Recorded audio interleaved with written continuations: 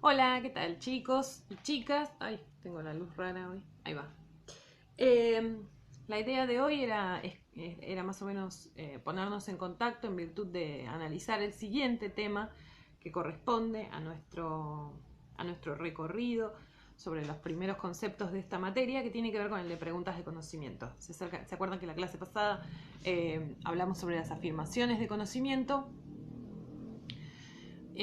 Adentro de la distinción en la que estamos, y hoy teníamos que hablar de las preguntas de conocimiento. Le vamos a dedicar a esto 2 clases, como mínimo. ¿Por qué le vamos a dedicar a esto 2 clases? Porque este es un tema fundamental. Creo que ya se los expliqué la clase pasada, pero insisto sobre esto. Una de las instancias evaluativas, la más importante de teoría del conocimiento, es el ensayo, ¿sí?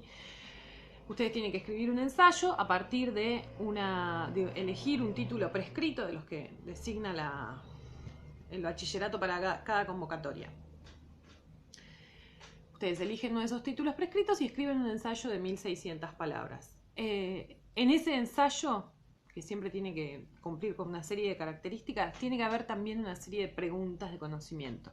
Por eso tanto hincapié que hago en tratar de dilucidar bien qué es una pregunta de conocimiento y sobre todo tratar de dilucidar bien qué no lo es, ¿sí? Porque es muy fácil confundir una pregunta de conocimiento con una pregunta sobre una disciplina, por ejemplo, de acuerdo a lo que vamos a ver hoy. Para trabajar con esto vamos a seguir 2 bibliografías. Por un lado, vamos a empezar con la lectura del libro del alumno que ustedes tienen de teoría del conocimiento, nuestra Biblia, como les digo siempre. Ahí tienen a partir de la página 48, donde dejamos la clase pasada, tienen una serie de definiciones y algunas cosas accesorias también, algunas reflexiones accesorias. También vamos a trabajar con la guía sobre esto, con la guía que yo les mandé. ¿Por qué vamos a trabajarlo? Porque tiene no otra perspectiva, no es contradictoria, quédense tranquilos, sino que agrega algunas otras cosas y a partir de ahí seguramente pensemos en hacer ejercicios. Pero es fundamental que entiendan esta parte de la materia, si no, seguramente a la hora de hacer el ensayo cometen algunos errores que son, iba a decir graves, pero en este contexto de pandemia claramente no hay nada mucho más grave que eso. Así que pónganlo en esos términos. Quería hacer una salvedad. Bueno, vamos a leer, como hicimos la vez pasada, vamos a leer algunas cuestiones hoy, vamos a trabajar sobre el libro. Les recomiendo, lo mismo que hago con mis alumnos de 4º año, con quienes estoy leyendo también El Matadero en vivo. En vivo es una forma de decir, ¿no? En video. Les recomiendo seguir la lectura, ¿sí? Ustedes pónganse en el celu. Yo, como en mi libro de teoría de conocimiento, mi adorado libro de teoría de conocimiento, que es mío, quiero decir, no es de la escuela, quedó encerrado dentro de la escuela con la pandemia, yo también tengo que usar el celular. Así que les recomiendo que vayan siguiendo la lectura a partir del celular, ¿sí? Bien, habíamos quedado en las afirmaciones de conocimiento. Leí los trabajos de algunos y algunas de ustedes que lo enviaron. Hice ahí unas reflexiones. Recuerden, como digo siempre, para que no se frustren, en teoría del conocimiento yo no es que voy a mandar un trabajo y voy a poner, muy bien, nota 8, amén de que ahora no se puede poner la nota, ¿no? Pero quiero decir, no van a tener ese tipo de resultados porque teoría del conocimiento es una materia de otro orden que no apunta al resultado, sino al proceso de indagación, ¿sí?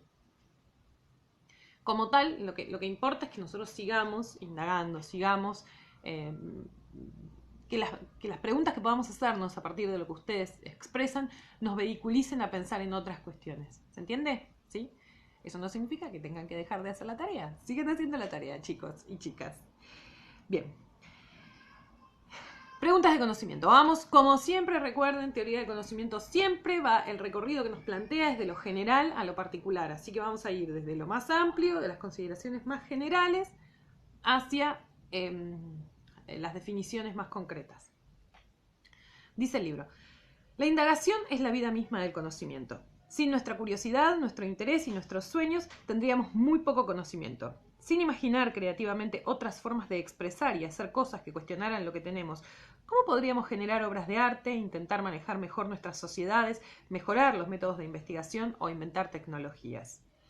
Si no tratáramos de resolver las cosas examinándolas y comprobando nuestras ideas en busca de la verdad, no tendríamos la comprensión del mundo que tenemos o metodologías para aprender más. Bien, esto es unas generalidades vinculadas a en qué medida es la curiosidad que se expresa también en forma de pregunta, la que está en la base, en el sustrato de toda forma de adquisición de conocimiento de las sociedades. ¿Sí? ¿Estoy hablando muy rápido? Me parece que estoy hablando muy rápido, les pido perdón.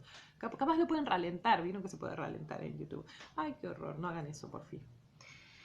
Al querer que los alumnos sean indagadores, el bachillerato anhela que los estudiantes tengan una buena vida con mentes activas y el placer de perseguir ideas interesantes. Cita de los propósitos del bachillerato.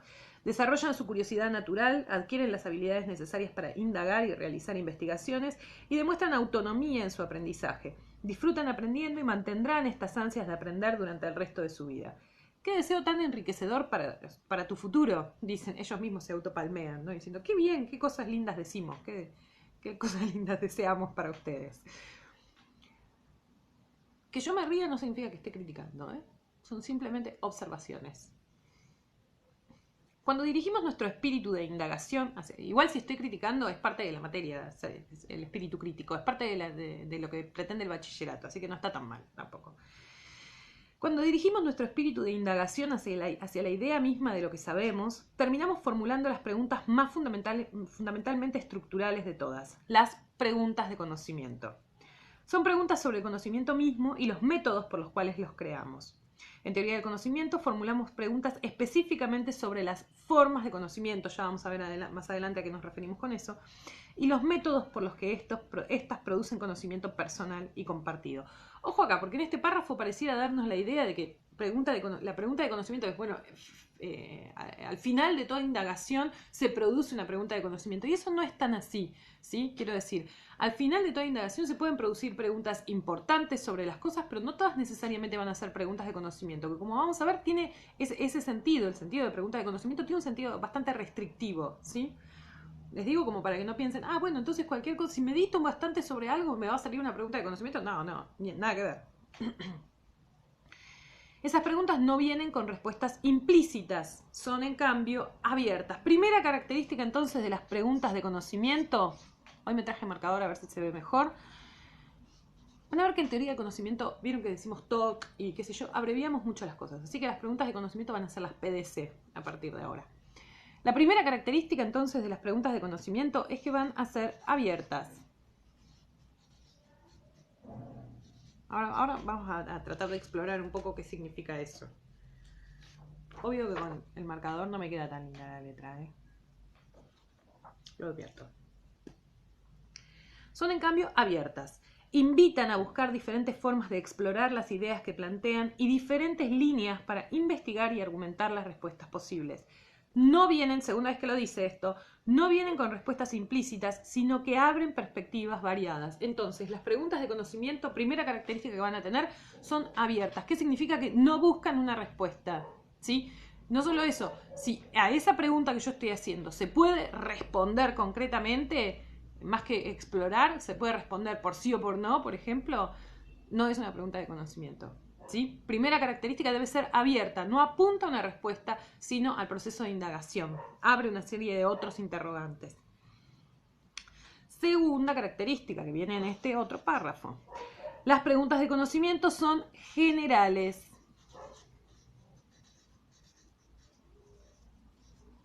Generales.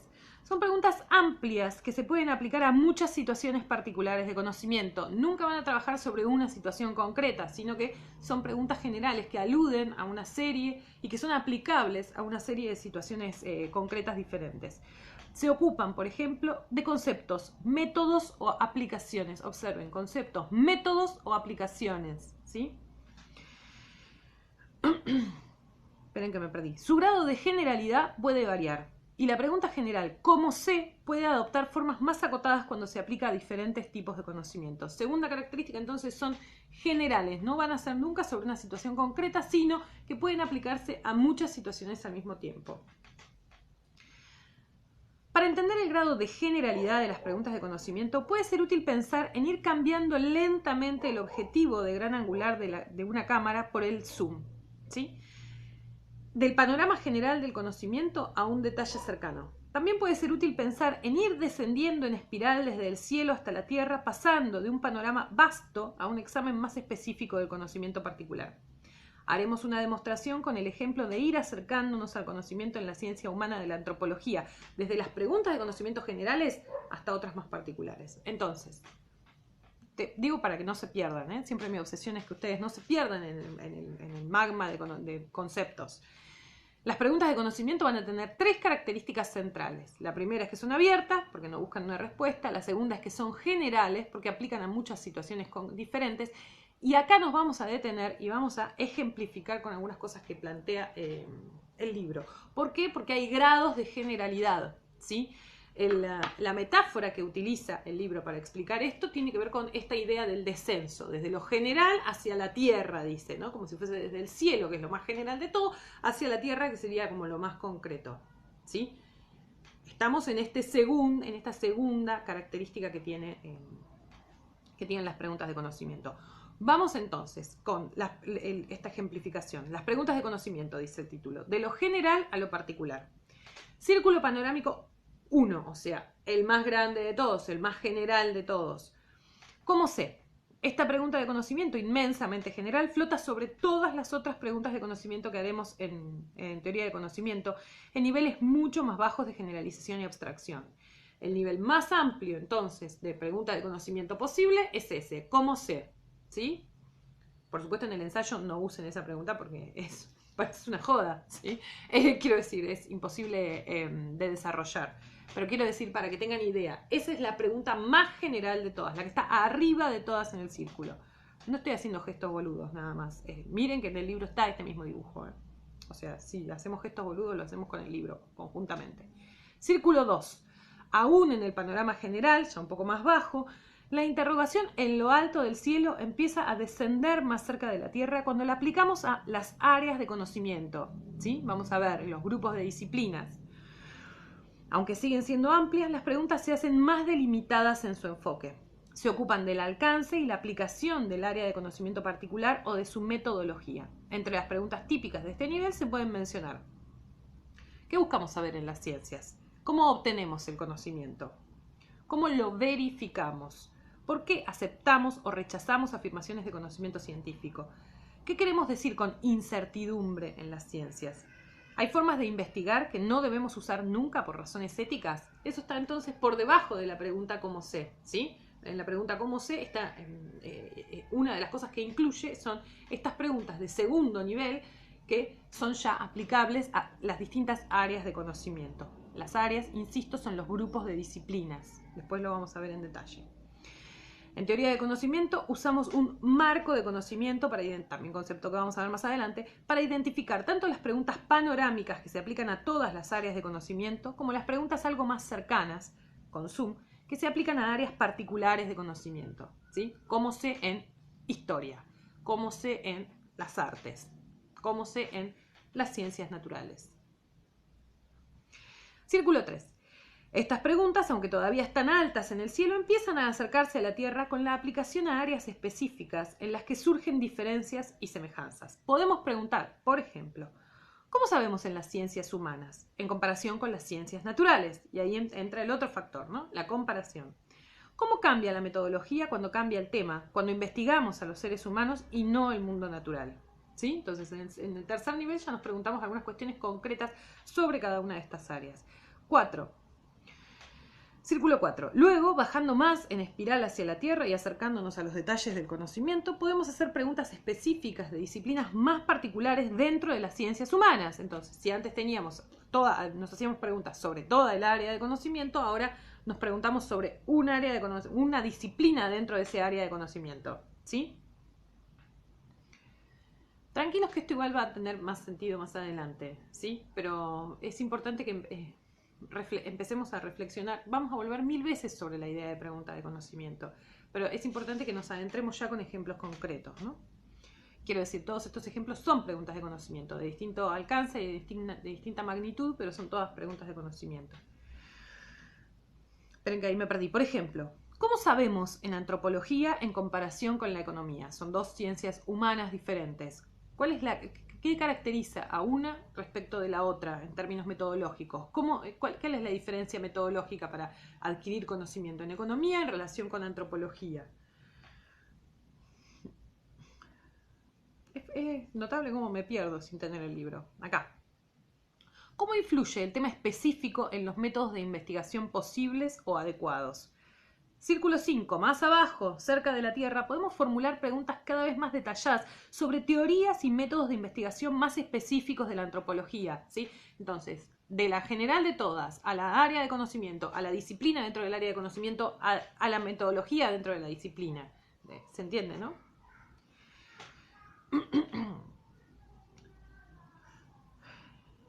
Métodos de investigación más específicos de la antropología. ¿Qué caracteriza el método de la observación participante? Es el método central de la antropología, lo vamos a ver porque vamos a ver antropología. ¿Cuáles son sus objetivos y ventajas en la obtención de conocimiento? ¿Qué dificultades hay que superar? Ven que la pregunta no es sobre una cuestión de antropológica concreta, cómo viven los de la antropología clásica. Las tribus, cómo vivían las tribus Sioux del norte de América, ¿sí? Esa es una pregunta de la antropología, pero no es una pregunta de conocimiento, ¿sí? Una pregunta de conocimiento es sobre la metodología. ¿Se entiende? 1000 veces voy a tener que explicar esto, pero digo para que empiecen a grabárselo en la mente. No es una pregunta sobre el conocimiento al que se aplica la disciplina en sí, sino sobre la disciplina. Por eso son preguntas sobre el conocimiento, concretamente.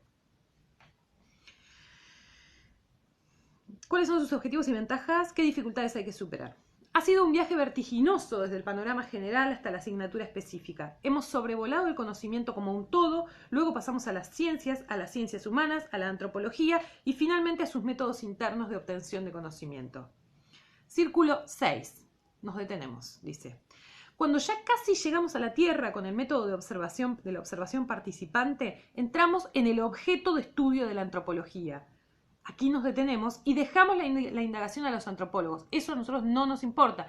Eso es tarea de la antropología como ciencia, no de nosotros, que somos epistemólogos, ¿sí? Que nos preguntamos por el saber, por cómo se genera saber en la antropología.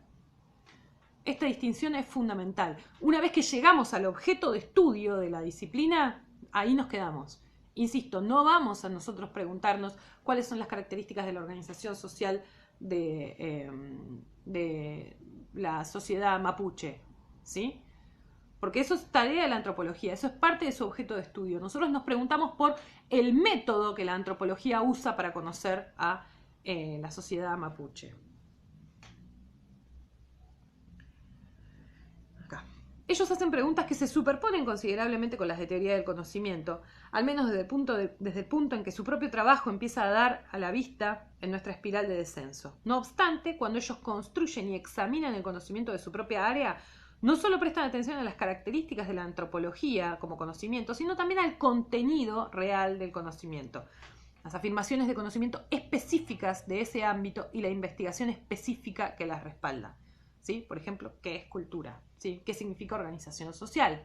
Esas son preguntas que corresponden a la antropología, no a nosotros, no a teoría del conocimiento, porque nosotros nos preguntamos por el método, ¿sí? Que utiliza la antropología, no por el contenido.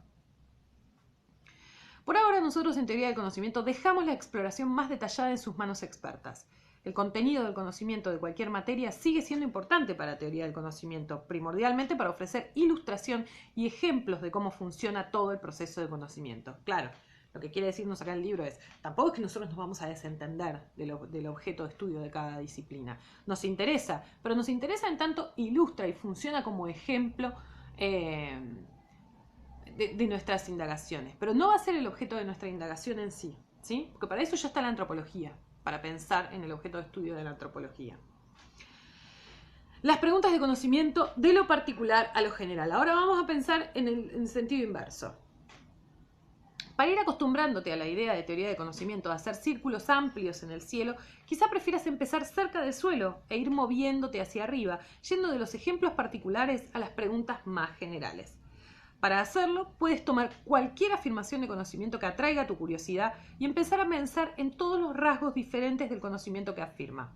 Por ejemplo, dice, tomaremos 3 de nuestros 20 enunciados familiares, de los del argentino de las empanadas. Primer enunciado que toma como ejemplo. ¿Se entiende, no? Ahora vamos a ir desde lo particular hacia lo general, ¿sí? Lo que te quiere mostrar teoría del conocimiento con esto es que cualquiera de los dos caminos es válido, ¿sí? De hecho, en la evaluación, esto quizás los confunda adelantándolo, pero en la evaluación, las dos evaluaciones que ustedes tienen, el ensayo y la presentación, plantean exactamente recorridos inversos. El ensayo va a ser de lo general a lo particular, o sea, de los círculos más grandes en el cielo, diría la metáfora que usa el libro, hasta los que están más cerca de la Tierra y viceversa en la presentación. Ustedes van a buscar un ejemplo concreto de la realidad y lo van a analizar con las categorías más amplias de teoría del conocimiento.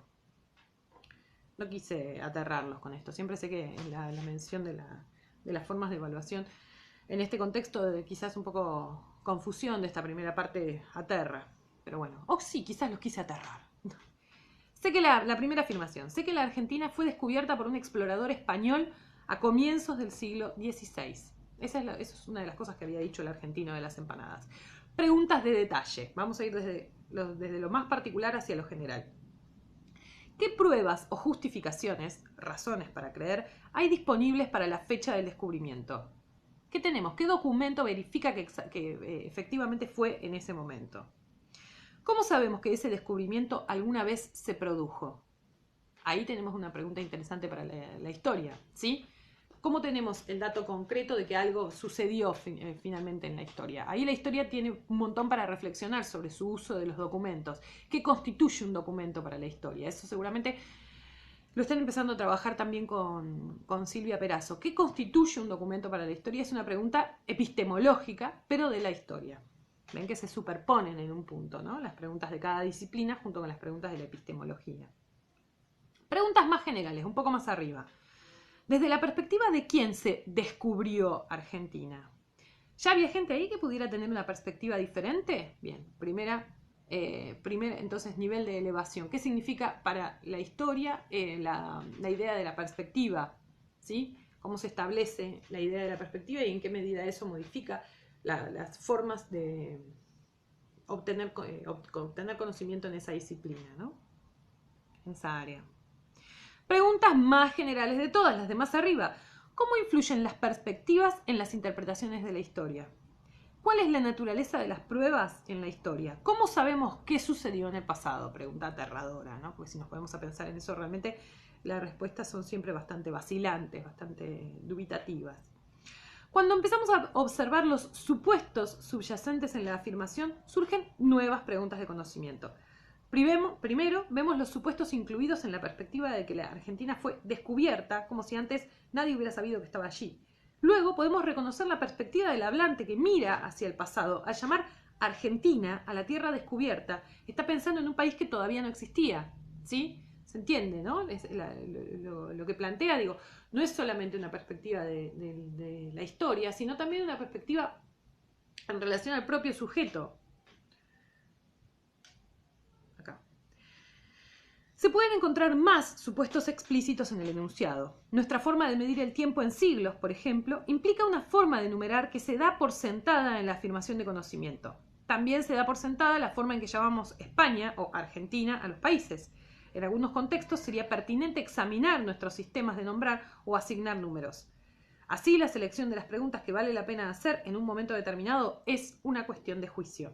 Fíjense, ¿no? Hasta las cuestiones más generales de la historia. Acá dice, ¿no? Bueno, ¿por qué esta numeración y no otra? ¿Sí? Cuando en otras culturas, como por ejemplo en la cultura china o también en la cultura judaica, tienen otra forma de establecer de periodizar el tiempo. Estamos en otros años, 5000 y pico, ¿sí?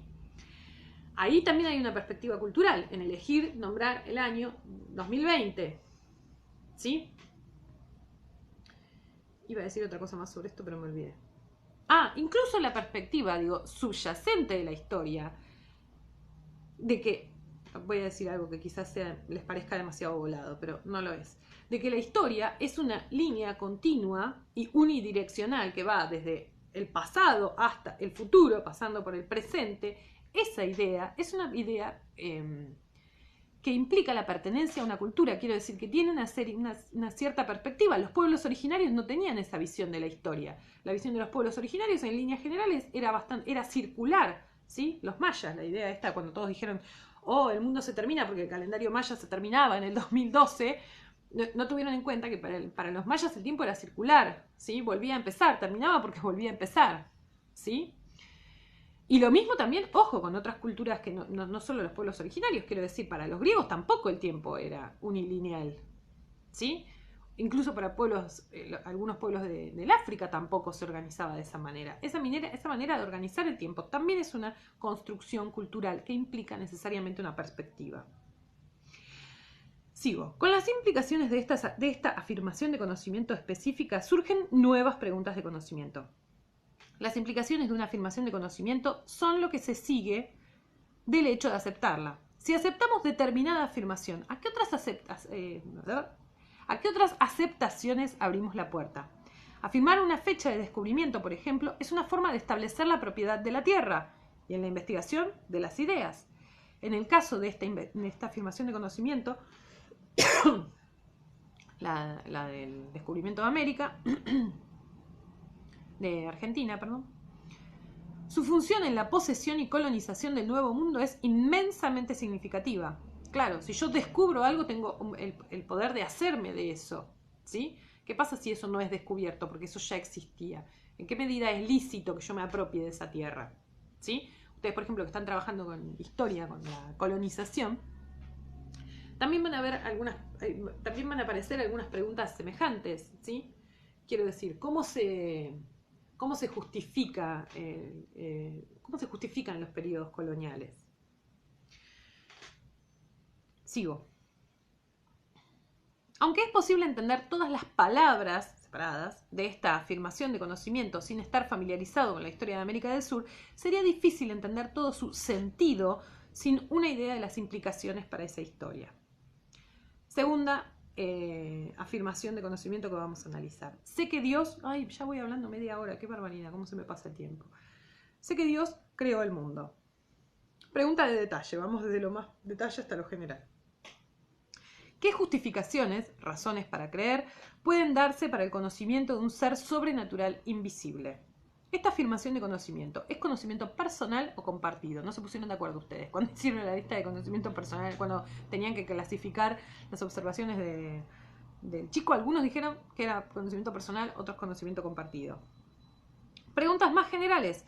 ¿Qué justificaciones pueden darse para las afirmaciones de conocimiento metafísicas? Fíjense, ahí es más interesante todavía. ¿Existe la necesidad de dar una justificación para las afirmaciones de conocimiento del orden de lo metafísico? Se pueden dar, ¿cuántas veces trataron, ¿no?, de dar pruebas experimentales a las distintas afirmaciones de conocimiento metafísico? No sé, que existe el alma, digo, sin entrar en la controversia sobre Dios. ¿Pueden ponerse a prueba dichas afirmaciones? ¿Qué papel desempeña la definición en el examen de las afirmaciones de... Ah, no, perdón. ¿Estoy acá ya? Sí, estoy acá, perdón. ¿Qué es la fe y cuál es su función en la aceptación o el rechazo de las afirmaciones de conocimiento? Interesante pregunta sobre las afirmaciones metafísicas. Pregunta más general de todas. ¿Qué diferencia hay entre conocimiento y creencia? Una pregunta interesante para pensar otra vez desde la perspectiva de la metafísica. Como en el ejemplo anterior de la historia, este difícilmente puede entenderse sin formular más preguntas sobre los supuestos subyacentes y las implicaciones que se siguen de su aceptación. En muchas partes de nuestras vidas, nuestras afirmaciones de conocimiento individuales se insertan en grupos de afirmaciones de conocimiento interconectadas que se refuerzan entre sí en nuestras mentes. El supuesto más evidente en este caso es el de la existencia de Dios, pues es una condición necesaria para que Él haya creado el mundo. Las implicaciones en este ejemplo en particular son amplias, pues constituyen la base de toda una cosmovisión religiosa. Último, sé que mañana saldrá el sol. Pregunta de detalle, desde el detalle hasta lo general. Si el sol salió siempre en el pasado, ¿podemos estar seguros de que saldrá en el futuro? Interesante pregunta sobre, en general, sobre la predicción, sobre el valor de la predicción. Algo de eso hablamos la clase pasada. Preguntas más generales. ¿Cuántas pruebas observacionales necesitamos para considerar que una generalización está bien fundada? Fíjense que acá apuntamos hacia la metodología, ¿sí?, de esto. Quiero decir, ¿cuántas veces necesitamos observar que el sol efectivamente sale cada mañana para poder estar seguros de que eso será efectivamente así el día de mañana, ¿sí? O sea, quiero decir, ¿qué es fundamental una predicción? ¿Es posible que una generalización esté tan bien justificada que no deje duda alguna? ¿Es posible que estemos absolutamente seguros de que mañana saldrá el sol? ¿Existe una justificación posible que dé cuenta de eso? Si en el pasado se ha establecido firmemente un patrón, ¿podemos predecir el futuro con certeza? El principal supuesto subyacente en esta afirmación de conocimiento es quizá menos evidente para nosotros que los de los ejemplos anteriores, simplemente porque es muy ampliamente compartido. Observamos numerosos patrones regulares en el mundo y los incluimos en nuestra comprensión de cómo funciona el mundo que nos rodea. Tenemos buenos motivos para esperar que continúen, porque tenemos amplias pruebas de que existen hace mucho. Sin embargo, al proyectar el futuro, seguimos haciendo una suposición, que esos patrones no cambiarán. ¿Sí? No tenemos ningún contraejemplo. Nunca no salió el sol a la mañana. Sin embargo, ¿qué grado de certidumbre podemos tener sobre eso respecto del futuro, ¿no? Cuando miramos hacia el futuro, vemos que las implicaciones de aceptar esa afirmación de conocimiento son muchas. Planeamos nuestra vida esperando que el mañana llegue y que las leyes de la naturaleza no cambien repentinamente. Nos inscribimos en cursos, solicitamos empleos, planeamos bodas y anotamos citas en nuestras agendas.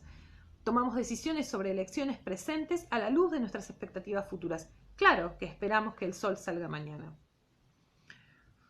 Esperen que... Bien. Último apartadito breve y quería hablar sobre la tercera característica que ya quedó acá bastante desarrollada. Pero ¿cómo sabemos si las afirmaciones de conocimiento son ciertas? Chao. ¿Cómo sabemos si una afirmación es cierta? Esta pregunta de conocimiento es abrumadora y presenta complejidades intrigantes. Los 20 enunciados de conocimiento con los que estuvimos jugando en este capítulo son muy directos y sencillos. No obstante, incluso los enunciados más sencillos nos llevan al conocimiento de formas tan diferentes que la pregunta ¿es cierto? Puede llevarnos por diferentes caminos.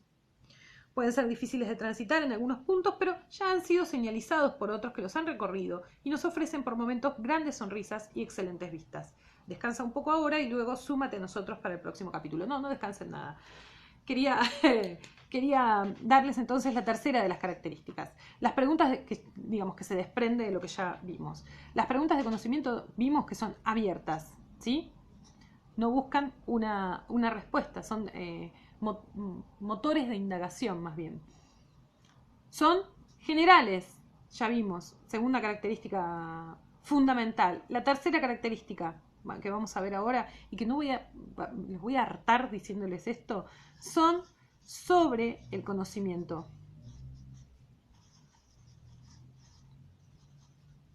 ¿Sí? Pueden ser sobre metodologías, pueden ser sobre otras cuestiones. No son sobre el objeto de estudio de cada disciplina.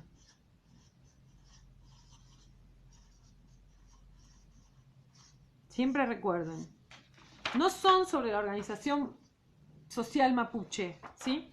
Son sobre los métodos que usa la antropología para entender la organización social de los mapuches, ¿sí? Bien, hoy hemos terminado.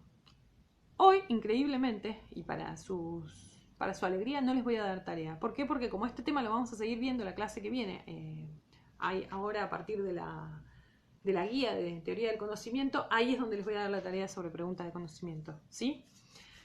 Espero que más o menos hayan seguido esto. Quédense tranquilos, igual que si les quedaron dudas, amén de que por supuesto me pueden consultar.